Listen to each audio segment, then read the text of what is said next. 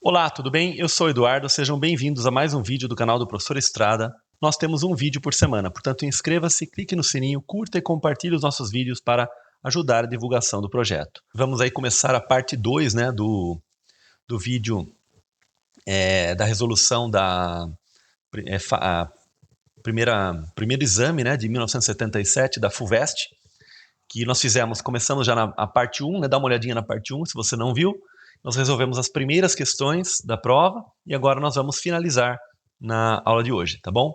Bom, pessoal, este aqui, o exercício 29, ele vai ter a ver aí com equações de circunferência. Como aparece o módulo ali dentro, a gente vai ter que dividir em casos. E como já está a equação bonitinha, vamos deixar assim mesmo.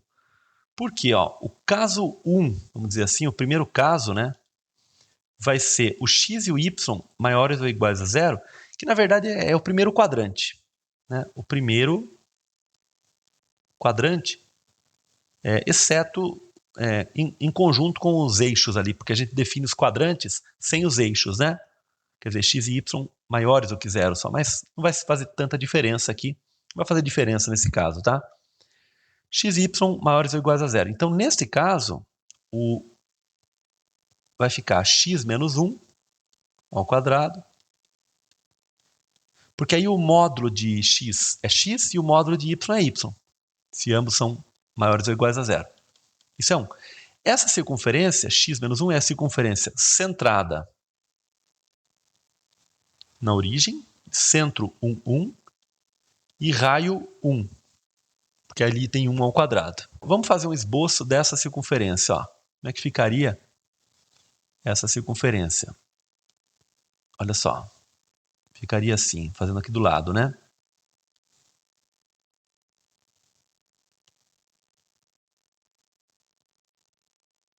Então ela é centrada no ponto 1, 1.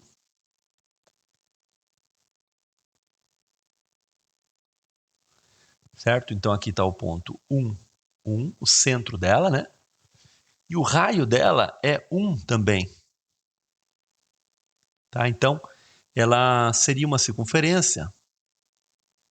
Seria essa circunferência aqui, né?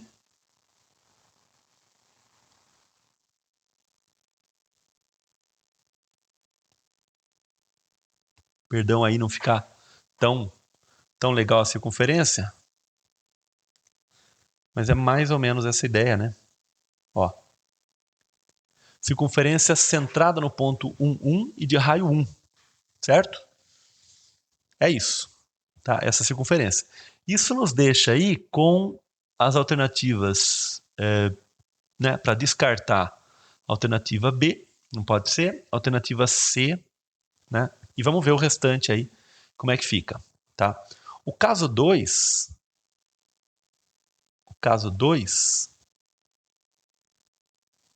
pensar no x menor ou igual a zero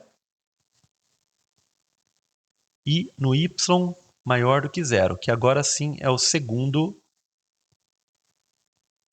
quadrante. Beleza, nesse caso o x é menor, na verdade vamos colocar menor do que zero e o y maior ou igual a zero, tá? Para deixar sempre o maior com o maior ou igual a zero e o menor só negativo, para ficar mais de acordo com a definição de módulo, né? X menor do que zero, então o módulo de x vira menos x, então vai ficar menos x menos 1 ao quadrado mais y menos 1 ao quadrado igual a 1. Tá. Menos x menos 1 pode pôr o menos em evidência, então vai acabar ficando x mais 1 aqui dentro.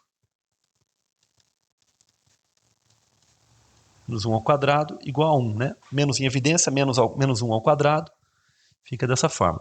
Agora, o centro dela é no ponto menos 1, 1, e o raio é 1. Vou até apagar aqui, mas a gente já sabe que é no 1 ali, né? Agora, o centro dela é no menos 1, 1, e o raio é 1, tá? Então, vai fazer uma coisa desse tipo aqui.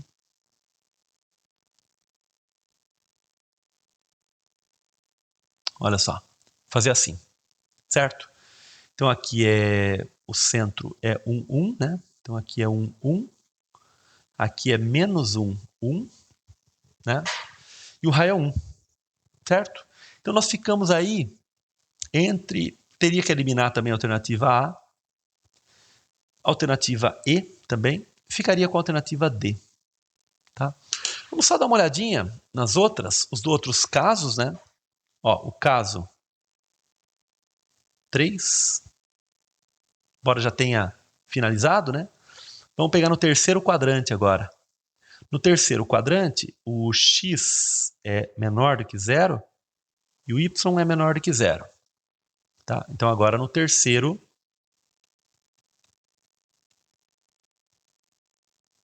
quadrante. Tá? Então agora os dois são negativos. Então vai ficar menos x menos 1 ao quadrado mais menos y menos 1 igual a 1. Ao quadrado igual a 1. Então ficou x mais 1 ao quadrado mais y mais 1 ao quadrado igual a 1. Novamente, o centro agora é o menos 1, e o raio é 1, tá? Menos 1, novamente, né? Vai ser para cá agora, ó. Menos 1. Então vai dar exatamente, pessoal, aquele desenho, né? Realmente da alternativa D. Bom, vamos só colocar o caso 4, né? Só para completar. Vai ficar x maior ou igual a zero, e y menor do que zero, que é o quarto quadrante. E aí vai ficar x menos 1 ao quadrado mais menos y quadrado igual a 1. Vai ficar x menos 1 ao quadrado mais o quê? Y mais 1 ao quadrado é 1. Aí o centro é no 1 menos 1 e o raio é 1. Tá? Então agora o centro é no 1 menos 1. Olha só. Então uma questão interessante, né? Então aqui está o 1, né? Menos 1. Então aqui y e x. Então também esse tópico a gente vai ver futuramente, que é geometria analítica, né? Você vê que sem o módulo, a resposta, se não tivesse aqui módulo de x e módulo de y, a resposta seria apenas esta circunferência aqui. O fato de colocar o módulo de x e módulo de y aqui fez surgir essas outras 3 circunferências como possibilidades aí. Bem interessante, né? Bem curioso aí esse exercício, né? Não é tão trabalhoso, porque na verdade fazendo duas, né, a gente já praticamente já teve a resposta, né? Então não precisava ter feito esses casos 3 e 4, a gente fez mais para completar aí. Esta questão pede para assinalar a alternativa correta. Vamos lá. 0,5999 com reticências. Veja só que 0,599 com reticências, isso aqui é a mesma coisa que 0,6. Tá? E 0,6 é a mesma coisa que 6 décimos, né? 6 décimos, que é 3 quintos. Tá? 3 quintos.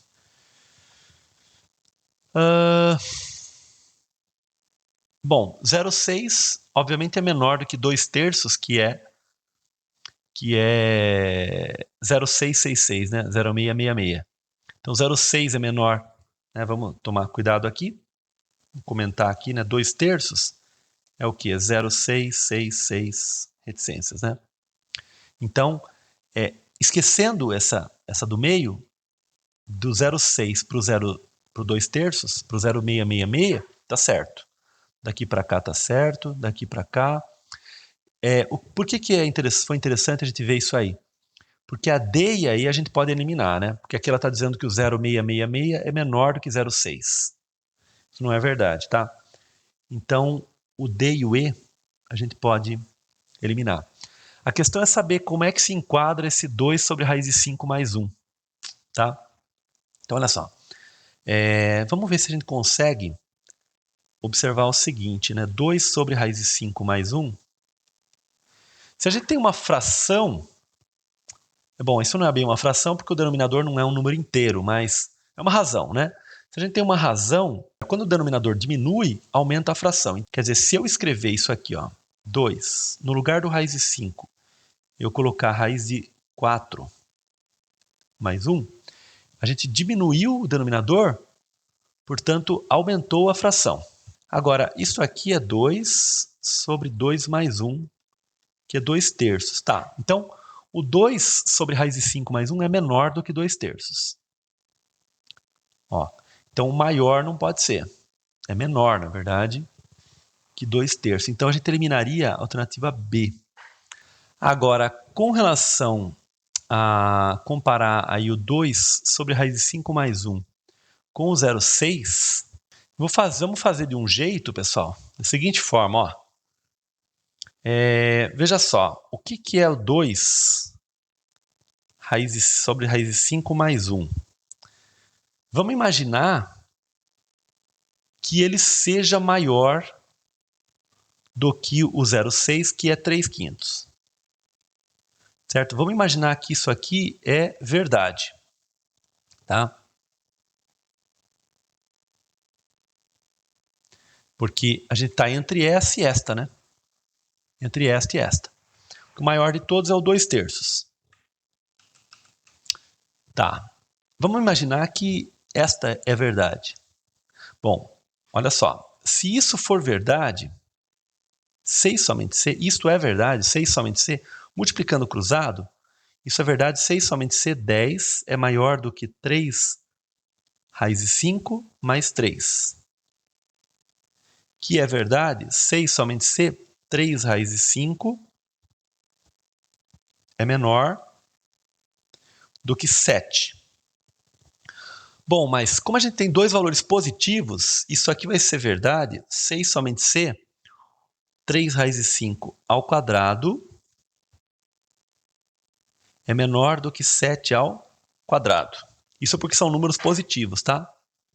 E isso é verdade, 6 somente C, 9 vezes 5 é menor do que 49.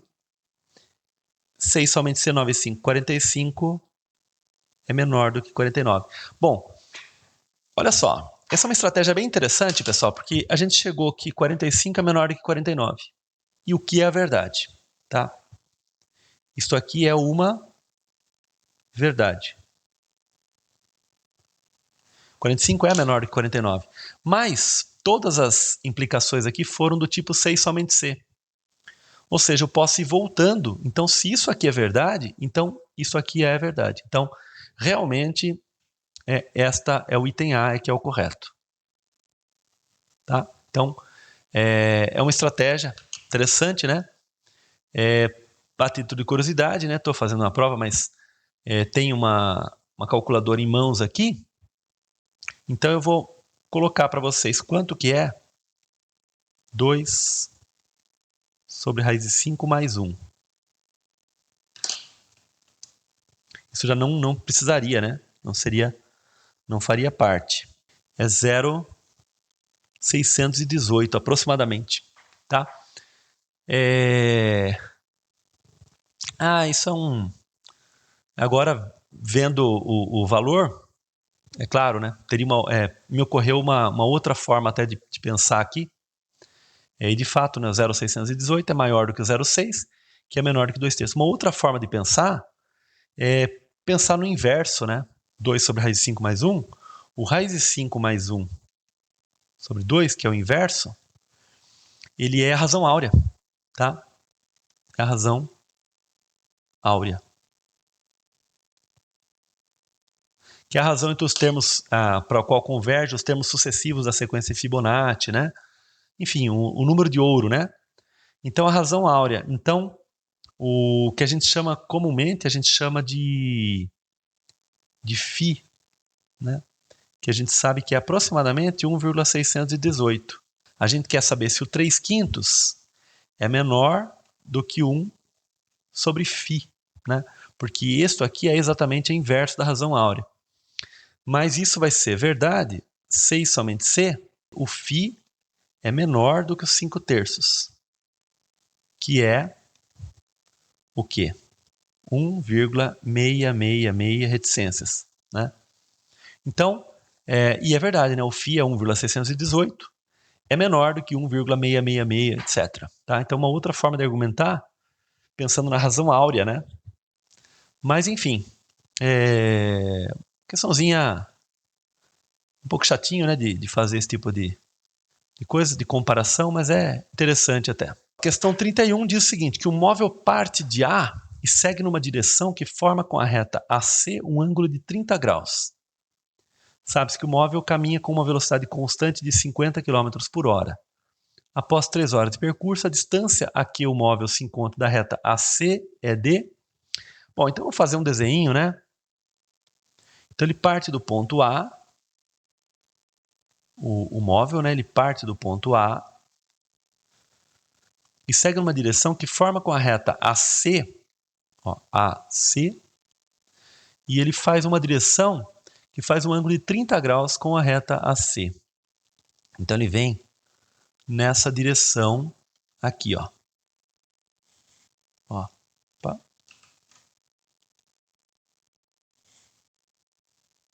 Então ele segue essa direção.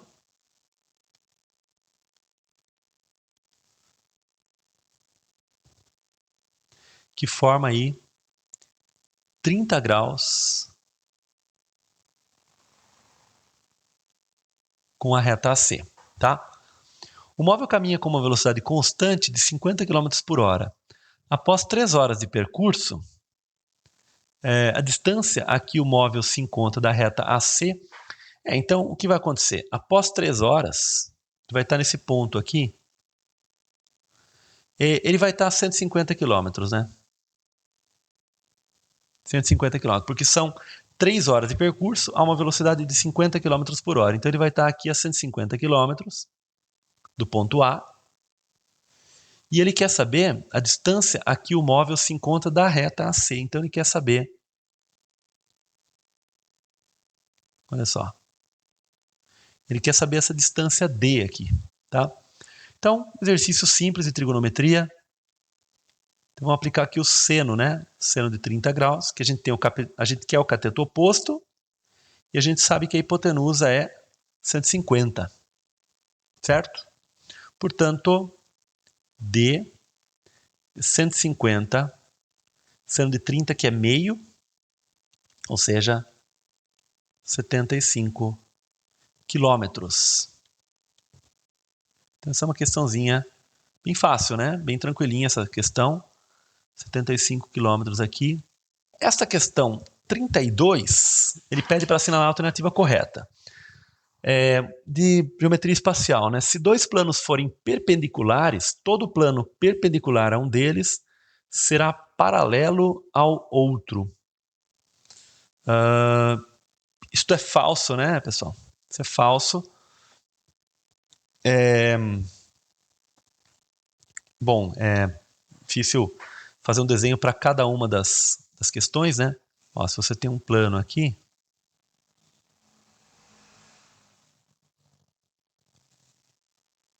perpendicular a este plano, então, algo assim, né?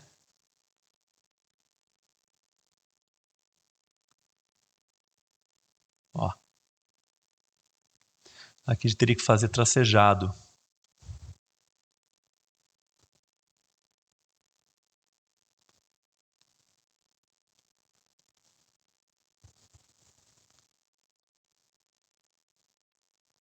Aqui, né? Então, a gente tem uma reta aqui que é de intersecção deles, né? De intersecção dos planos. Uma reta R, né? De intersecção dos planos. Então, eles são perpendiculares. Então, o plano beta perpendicular ao plano alfa significa que o plano beta possui uma reta que é perpendicular ao plano alfa, tá? Isso já é suficiente para garantir que os planos são perpendiculares. Então, o beta tendo uma reta perpendicular ao plano alfa, ele contém uma reta perpendicular a outro plano. Ele está dizendo que se dois planos forem perpendiculares, todo plano perpendicular a um deles será paralelo ao outro. Então, não é verdade, Porque, por exemplo, se você pegar um plano aqui, não sei se vai ficar muito boa a figura, né? Mas se você pegar este plano aqui, ó, este plano, ele é perpendicular, esse plano gama, por exemplo, aqui, ó, ele é perpendicular a um deles, ao beta, mas também é perpendicular ao outro, não é paralelo ao outro, tá? É perpendicular aos dois. Então não é verdade isso daqui. Se dois planos forem perpendiculares, toda reta paralela a um deles será perpendicular ao outro. Isso é falso também, que, por exemplo, esta reta aqui, ó, por exemplo, essa reta S aqui, por exemplo, ó, essa reta S, ele está dizendo que se dois planos forem perpendiculares, toda reta paralela a um deles será perpendicular ao outro. A reta S é paralela ao plano beta, mas ela não é perpendicular ao outro. Ela está contida no outro até, né? É paralela ao outro, né? Ou está contida, né? Na verdade, no outro. Então, ela também é falsa essa alternativa. Se duas retas paralelas a um plano são paralelas. Não, é verdade também, né? Podemos pegar um exemplo aqui. Aqui. Duas retas paralelas a um plano, ele está dizendo que são paralelas. Então, por exemplo, as retas alfa, por exemplo, aqui, ó. As retas R, por exemplo, e S, por exemplo, ó, as retas R e S, elas são paralelas ao plano alfa, mas vamos imaginar elas acima, né, do plano alfa, mas elas são concorrentes, por exemplo, ou poderiam até ser reversas também, né? Não é verdadeiro também isso aqui. Se duas retas forem ortogonais reversas, toda reta ortogonal a uma delas será paralela à outra. Aqui a gente já vai ter que tomar mais cuidado, vamos ver. Forem ortogonais reversas. Uma coisa interessante seria a gente desenhar um cubo, né? Olha só, vamos fazer aqui um cubo. Olha só, vai ficar muito interessante aqui. Poderia até fazer tracejado lá atrás, né? Aí, ó. Ele está dizendo que se duas retas forem ortogonais reversas, poderia a gente pegar esta reta aqui, ortogonais reversas, e esta aqui, tá? Então, essas duas retas, a reta R e a reta S, elas são ortogonais reversas.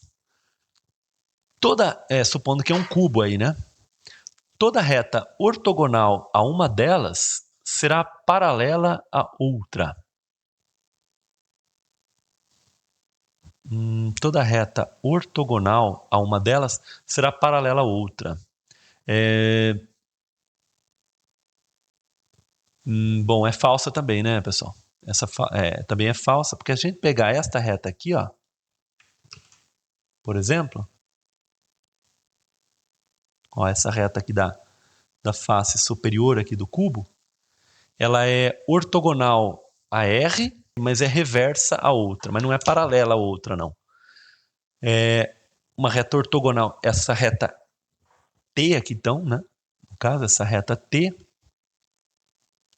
ela é ortogonal à reta R, mas ela é reversa à reta S, né? E não é paralela a outra, não. Tá? Então, essa D também tá errada. Bom, e agora, pessoal, por fim, né, o item E, né, que é a única alternativa que nos resta, que se duas retas forem ortogonais, por exemplo, as retas R e S são ortogonais. Toda reta paralela a uma delas, então vamos apagar até essa reta T aqui.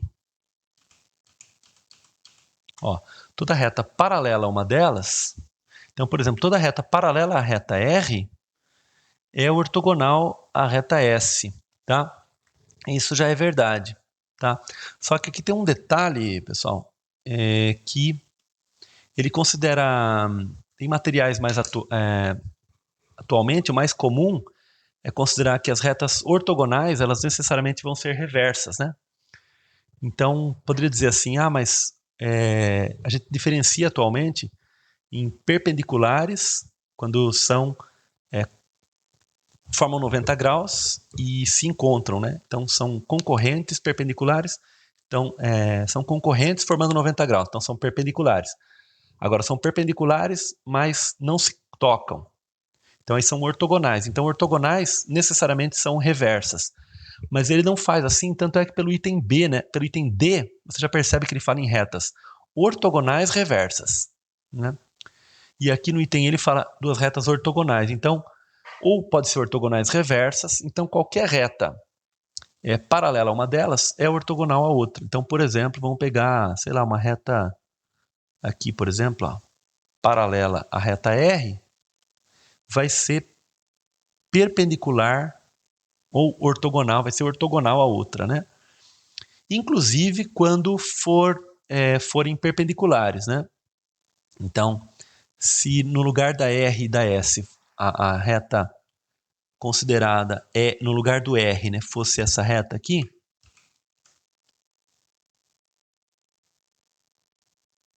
ó, aí elas seriam perpendiculares, tá?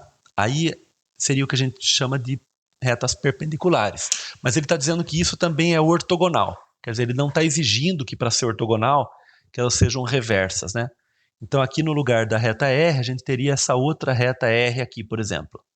Então toda reta paralela à reta R seria ortogonal à outra, sim. Tá? Toda reta paralela à reta R. Tá? Então a alternativa E aqui que é a correta. Então a questãozinha meio capciosa, tem que tomar bastante cuidado, não é tão simples não, tá? Exige uma certa abstração aí, essa questão, né? Questão 33, pessoal, numa urna são depositadas N etiquetas numeradas de 1 a N. 3 etiquetas são sorteadas, sem reposição. Qual a probabilidade de que os números sorteados sejam consecutivos? Tá, então a gente tem aqui as N etiquetas numeradas, né? Então aqui nós temos 1, 2, 3, etc., né? Até a enésima etiqueta. Estão numeradas de 1 a N. 3 são sorteadas sem reposição. Qual a probabilidade de que os números sorteados sejam consecutivos? Bom, para que os números sorteados sejam consecutivos, pessoal, ou foi sorteado 1, 2 e 3, ou então 2, 3 e 4, ou então 3, 4 e 5, etc. Até o quê? Vou escrever dessa forma, n menos 2, não é o produto que eu quero dizer aqui, e n, né? Quer dizer, ou sorteou as etiquetas 1, 2 e 3, ou 2, 3 e 4, ou 3, 4 e 5, ou n menos 2, n menos 1 e n. Vamos esquecer da organização, da ordem, né? Então são n menos 2 casos favoráveis, né? E o total? O total de casos é sortear 3 etiquetas, né?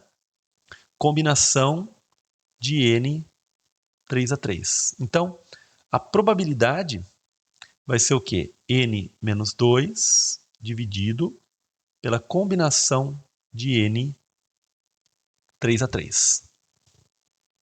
Tá? Então, isso aqui vai ficar n menos 2. Combinação de n 3 a 3 vai ser n fatorial dividido por 3 fatorial n menos 3 fatorial. Então, vai ficar n menos 2.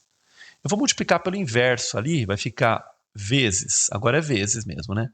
6 vezes n menos 3 fatorial, tá? Multiplicando já pelo inverso, né? Aí eu vou fazer uma coisa aqui, que é a seguinte, no lugar do n fatorial, eu vou escrever n vezes, agora é vezes n menos 1, vezes n menos 2, vezes n menos 3 fatorial. Por quê? Porque daí o n menos 3 vai cancelar, fatorial, cancela com n menos 3 fatorial, o n menos 2 cancela com n menos 2 daqui, então vai ficar 6 dividido por n menos 1, tá?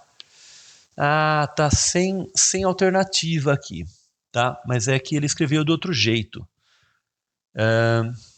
Ele escreveu o item D, né, pessoal? Aqui o item D, alternativa correta, né?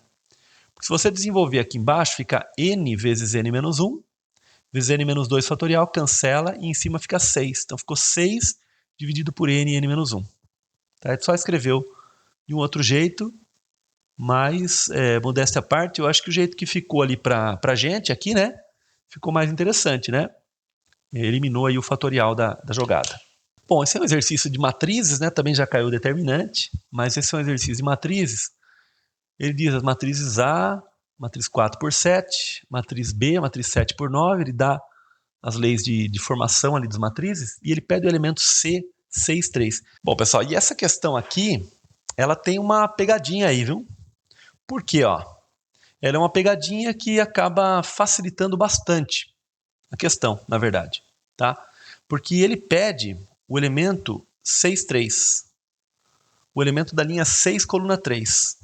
No entanto, se você observar, a matriz C é A vezes B, né?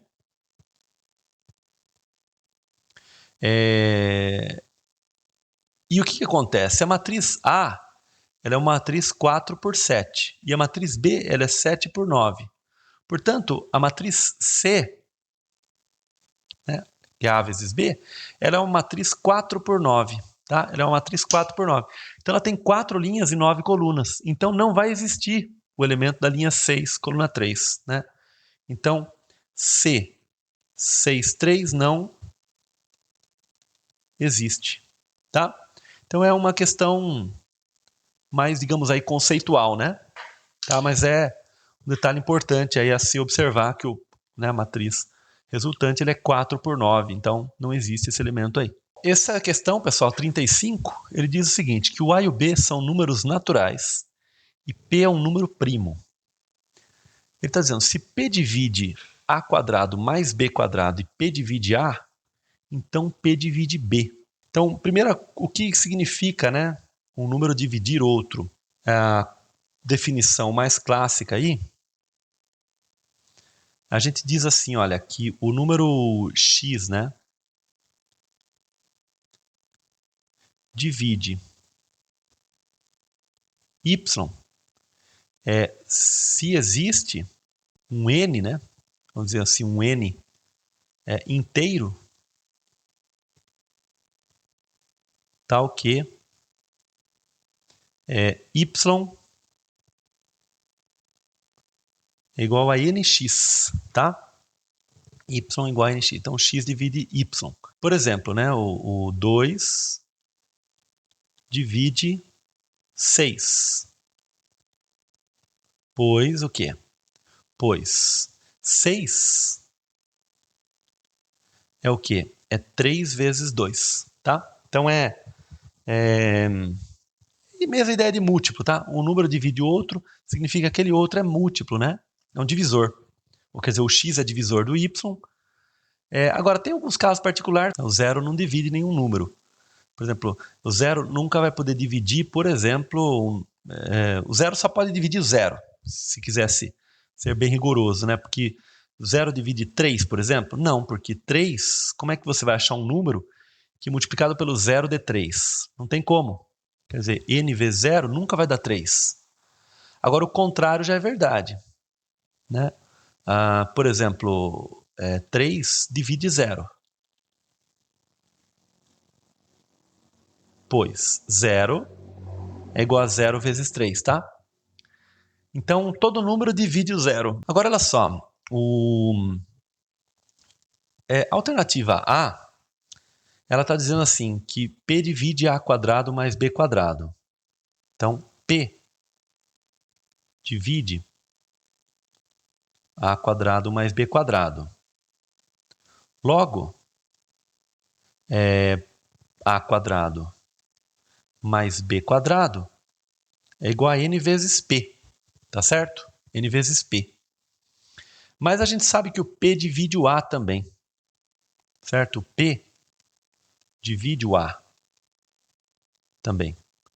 Logo, vou usar uma outra letra, p divide a, então o a é m vezes p, né?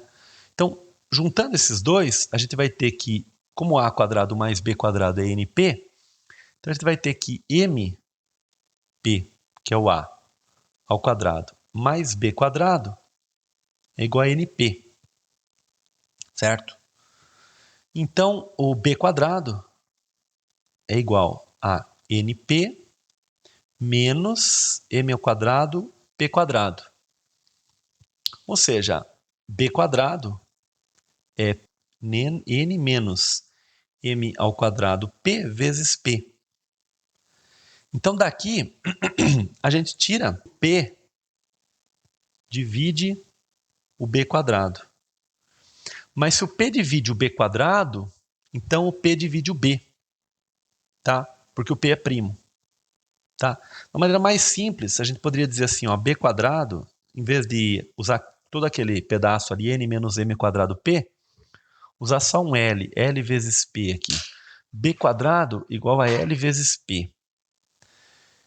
Significa, como o P é primo, e aqui o B quadrado é B vezes B, então o P tem que estar no B. Tem que estar no B. Tá? Então, essa é a ideia. Então, a alternativa A, na verdade, ela é verdadeira, tá? A alternativa A já é verdadeira. Para a gente... essa é a argumentação, né? Que a alternativa A é verdadeira. Agora, se o P divide o AB, então P divide A e P divide B. Isso não é verdade. Tá? Se você tem um primo que divide um produto, então não é necessário que o P divida os dois, né? Por exemplo, pega um exemplo aqui, né? O 3, por exemplo, ele divide 2 vezes 3. Né? Divide 6. Ele é um divisor de 6. Porém, ele divide só o 3 e não o 2. O 2 não. Tá? A soma também é a mesma coisa. Vou pegar um primo 5 aqui, por exemplo. 5, ele divide 3 mais 7, que é 10. Mas o 5 não divide o 3 e também não divide o 7. Então, não é verdade. Nem com ou seria verdade, muito menos com e. Então, esse não é verdade, esse não é verdade. Se A divide P, então A é primo. Aqui é a questão do 1, né, que é o problema. Então, por exemplo, 1, 1 divide, vou pegar o 5 mesmo, né? 1 divide 5, mas 1 não é primo, porque você faz 5 igual a 5 vezes 1, tá? Então 1 divide 5, mas 1 não é primo, tá? Então não é verdade. É por causa do 1 que fura essa D aqui. Se A divide B e P divide B, então P divide A. É só pegar um caso desse tipo, né? Ó, por exemplo, 3 para o item E, né? Então aqui foi uma né? Um contra-exemplo para o item para o B. Aqui para o C, aqui para o D. Para o E, a gente poderia pegar assim, olha, o 3, ele divide o 15, por exemplo. Tá? 3 divide 15. E 5 divide 15 também. Né? Mas o 5 não divide o 3. Tá? Então 3 divide 15 e 5 divide 15, mas 5 não divide 3. Alternativa E também, ela é furada, tá? Então alternativa A mesmo, e aí a gente fez uma demonstração aqui, na verdade, da alternativa A, tá? Então é um exercício mais teórico aí. Pessoal, esse aqui é um exercício de geometria. Ele diz o seguinte, que o triângulo ABC é equilátero, de lado 4. Ele fala que o AM é igual ao MC, que é igual a 2. Então aqui é 2. O AP é 3, então ó, aqui é 2. Aqui é 3, portanto PB é 1, né? Não precisava nem ele ter falado. Ele quer o perímetro do triângulo APM. Bom, a gente vai precisar saber o comprimento desse PM aqui, né? Bom, uma ideia seria a gente trabalhar com a lei dos cossenos, né? Se a gente observar que esse ângulo é 60 graus, então a lei dos cossenos a gente ainda não viu no canal, mas a lei dos cossenos a gente vai ver futuramente. Então, a gente sabe que PM ao quadrado é igual a AP ao quadrado, que já vou pôr direto ali 3 ao quadrado, mais 2 ao quadrado, menos 2 vezes 3 vezes 2, cosseno de 60. Então vai dar 9, mais 4, 2 vezes 3, 6, 6 vezes 2, 12. O cosseno de 60 é meio, que é 6 ali. Então 12 sobre 2 vai dar 6. 9 com 4 dá 13. 13 menos 6 vai dar 7, né? 7. Portanto, PM é a raiz de 7. Raiz quadrada de 7, né? Logo, o perímetro aí do triângulo AMP, vou denotar assim, tá? APM, o perímetro, um pesão assim, vai ser o quê? 2 mais 3 mais raiz de 7. Então vai dar 5 mais raiz de 7. Tá? Alternativa A. Essa já é uma questãozinha já mais rápida aí, né? Bom, essa questão 37, pessoal, também é da linha aí que foge um pouco do ensino médio, né? Que ele cobra um pouco de limite. Mas assim, para a gente poder, para a gente concluir, né? Para a gente fazer a prova toda, vamos trabalhar com elas também. Ele fala o seguinte, sabe-se que o limite de 1 menos cosseno ao quadrado de x sobre x quadrado para x tendendo a zero é igual ao limite de seno ao quadrado de x sobre x quadrado, que é igual a 1. Qual que é a ideia, pessoal? À medida que você vai tomando o x muito próximo de zero, essas razões aí vão se aproximando cada vez mais de 1, tá? Então essa que é a ideia de limite, né? Então, por exemplo, pega numa calculadora aí e calcula o seno ao quadrado de um x dividido pelo x ao quadrado, mas põe o x em radianos, e pega o x lá igual a 0,0001, por exemplo, com várias casas decimais aí, muito próximo de zero, e divide lá por 0,0001 ao quadrado. Você vai ver que vai dando cada vez mais próximo de 1, tá? Uma maneira, pelo menos, para você ter essa intuição aí, tá? Embora a intuição seja mais interessante até pela figura, né? Você trabalhar com a circunferência trigonométrica e tal, embora é um pouco chato aí porque aparece o quadrado, né? Para a intuição acaba sendo um pouquinho chato. Bom, conclui-se que o limite de 1 menos cosseno x sobre x quadrado é... Então, olha só. Isso aí para quem conhece os limites aí é bem fácil, tá? Mas a questão é que é uma coisa que foge aí um pouco do ensino médio, né? Foge um pouco, não foge totalmente, mas na época existia essa cobrança, né? Qual que é a ideia, pessoal? A ideia é multiplicar aqui dentro, já vou aproveitar, multiplicar em cima e embaixo por 1 mais cosseno x, que é o conjugado, tá? 1 mais cosseno x em cima e embaixo. Por quê? Porque daí vai ficar limite, aqui ficou o produto da diferença pela soma. Então é limite de 1 ao quadrado, que é 1, menos o cosseno ao quadrado de x. Tudo isso aqui dividido por x ao quadrado, que multiplica 1 mais cosseno de x, para x tendendo a zero. Agora, 1 menos cosseno ao quadrado é a relação fundamental. Isso aqui é limite seno ao quadrado de x sobre x ao quadrado, 1 mais cosseno x, para x tendendo a zero. Agora, eu vou separar esses limites, vou escrever como os dois existem, tá? É uma coisa que a gente sabe que existe depois que separa, né? Mas assim, a gente vai ver que existem. seno quadrado de x sobre x quadrado. Para separar, tem que existir. Mas a gente está separando sem saber que existe, e a gente faz a conta, vê que dá certo, portanto a gente conclui que podia separar mesmo, tá? É mais ou menos essa a ideia.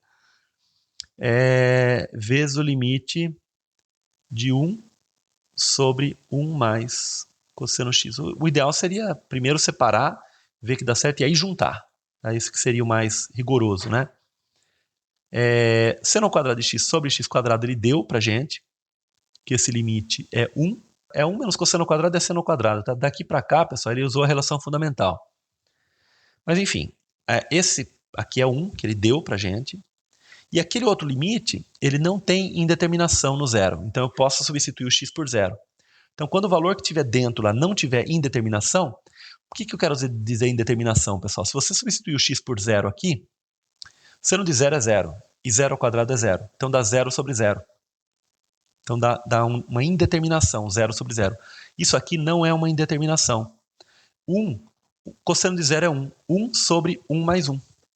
Ó, 1 sobre 1 mais cosseno de zero. Que não existe indeterminação. Então é 1 vezes. Aquele 1 vezes a gente pode tirar. Vai ficar 1 sobre 1 mais o cosseno de zero, que é 1. Então deu meio. Tá? Deu meio. Alternativa A. Tá? Então é essa ideia aí desse problema.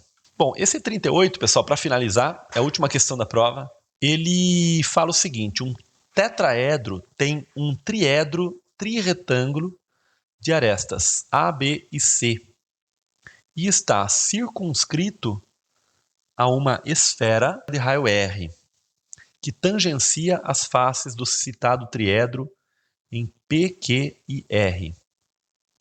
Tá. A gente vai ter que caprichar no desenho aqui, viu? Olha só, eu vou desenhar uma caixa, que é um paralelepípedo, né? Vou desenhar isso aqui. Vamos ver se vai ajudar a gente, né? Aqui. Aqui, ó. Esta caixa, olha só, tá aqui. Por que eu fiz essa caixa? Para a gente poder fazer o nosso triedro agora, né? Então, o nosso triedro, né, trirretângulo, ele vai ser mais ou menos o seguinte, né? Ele vai ser aqui, ó. Fazer aqui. Aqui vou colocar linha cheia.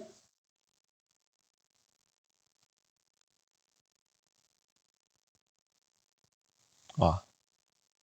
Aqui linha cheia. E aqui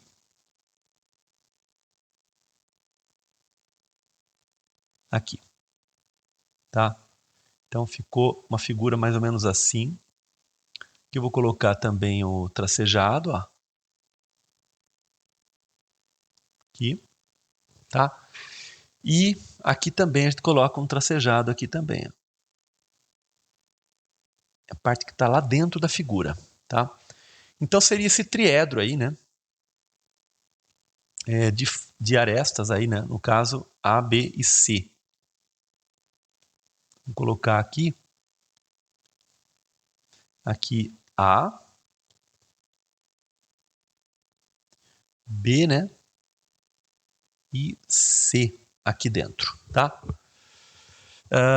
Ele está circunscrito a uma esfera de raio R que tangencia as faces desse triedro em P, Q e R. Eu vou apagar esse C aqui para a gente poder fazer um desenho melhor aqui. Desenho não tão poluído, né?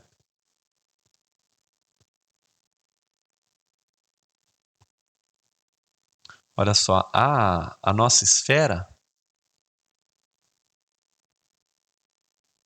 ela está aqui dentro, tá? Ela está tangenciando, que está o centro dela, né? Ela tangencia os três lados do nosso triedro trirretângulo. O que é trirretângulo? Por causa desse canto aqui, né?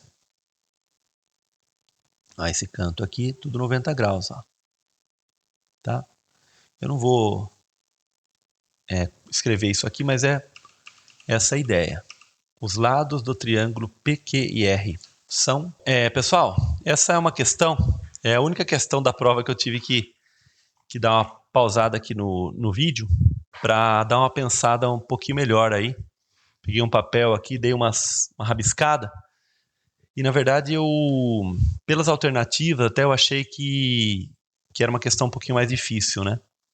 Mas ela não é tão difícil, pessoal, porque o triedro é trirretângulo, tá?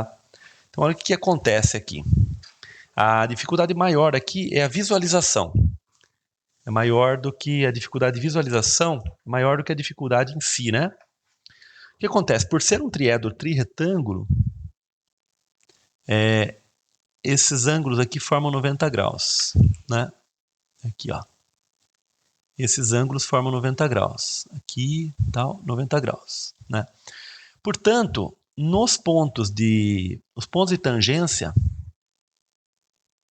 vão obedecer exatamente a mesma relação. Então, a gente tem esse ponto de tangência, este, né? Este. Vai formar uma espécie de um cubo de raio R. Tá? Deixa eu fazer até retinho aqui, ó. Por conta de ser um triedro trirretângulo, bom, eu vou desenhar aqui na frente o ponto de tangência aqui na frente, tá? Então, na verdade, vai formar um cubinho de raio R. Então, aqui é raio R, raio R, raio R. Um cubinho de aresta R, tá? De aresta R, que ele vai se formar. Então, qual que é a ideia, né? Nos pontos de tangência, a gente vai ter uma coisa desse tipo, olha só. Digamos que aqui é o ponto P, o ponto Q e o ponto R aqui embaixo, né? Então, a gente vai ter uma situação mais ou menos assim, ó. O centro da esfera vai estar aqui, né? Então, aqui a gente vai ter o centro da esfera, digamos aqui o centro C, né? Aqui a gente vai ter o ponto Q, aqui o ponto P e aqui embaixo o ponto R. Justamente por ser um triedro trirretângulo, ele vai obedecer essa mesma relação aqui, os pontos de tangência, né? Basta você imaginar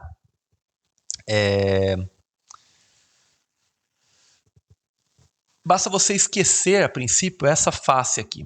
Esquece essa face e pensa numa circunferência que está tangenciando um triedro trirretângulo aqui embaixo. Então, essas três distâncias elas vão ser iguais a quê? Vão ser iguais exatamente ao raio da circunferência. Então, não vai ter a ver com os valores de A, B e C, uma vez que o raio é R. Agora, para saber qual é esse valor do raio em função do A, B e C, aí sim você teria que usar o A, o B e o C, porque aí você tem que fechar essa caixa, né? Mas uma vez que o raio é R, aqui é R, R e R, né? Então, o triângulo que vai ser formado, que vai ser esse aqui, ó. Eu vou desenhar aqui o triângulo P, QR, né? Ele vai ser um triângulo equilátero, né? E cada lado dele, né? Cada lado do triângulo vai ser o quê? R ao quadrado mais R ao quadrado Pitágoras, né? Raiz quadrada disso, ou seja, R raiz de 2. Então, os três lados medem R raiz de 2. Tá? Então, a alternativa é D, certo? Então, a questão é complicada pela visualização, né? Pela maneira de enxergar, mas ela, se não fosse um triedro trirretângulo, aí sim a coisa se complicaria. Tá? Aí daria realmente bem mais trabalho. Mas nesse caso fica mais simples, tá? Então é R raiz de 2. Bom, pessoal, com isso nós finalizamos aí a prova a primeira etapa, né? O primeiro exame aplicado em 77. Então, uma prova relativamente já começou num alto padrão, né? A FUVEST, a gente percebe que ela já começou aí num padrão mais elevado. Então, foram 17 questões. Caíram algumas questões envolvendo cálculo e tal. Mas é uma prova interessante, com algumas questões um pouquinho chatinhas, né? Não não muito fora do que a gente vê atualmente. E assim, uma prova boa para se praticar, viu? Até para os vestibulares atuais. Interessante, tá? Então é assim, pessoal. Ficamos assim, então, com a nossa primeira resolução, tá? Mas nós vamos continuar, tá? Então agora, nos próximos vídeos, a gente vai começar com o segundo exame de 1977. Se a gente conseguir reunir tudo num único vídeo, melhor. Caso contrário, se ficar muito grande, como o caso do primeiro exame, a gente divide em duas partes também, tá? Então é isso. Um abraço, até o próximo vídeo. Tchau.